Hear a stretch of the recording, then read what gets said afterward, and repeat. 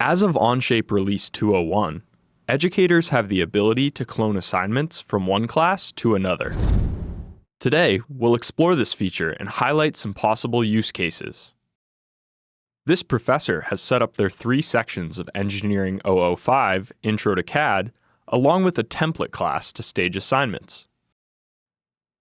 From this template class, the educator can right-click on an assignment that has been set up and click Clone Assignment to other classes. This educator can easily publish the assignment to all 3 sections of Intro to CAD. This cloning functionality is also available when creating an assignment or editing an existing one. Let's create a semester-long project and assign it to all of our active classes. We know an educator's time is valuable. Try out the assignment clone feature today and improve your assignment workflows. To learn more about Onshape and the ways that you can transform your teaching with it, check out the Onshape Learning Center or check out our other videos linked here. Thanks for watching.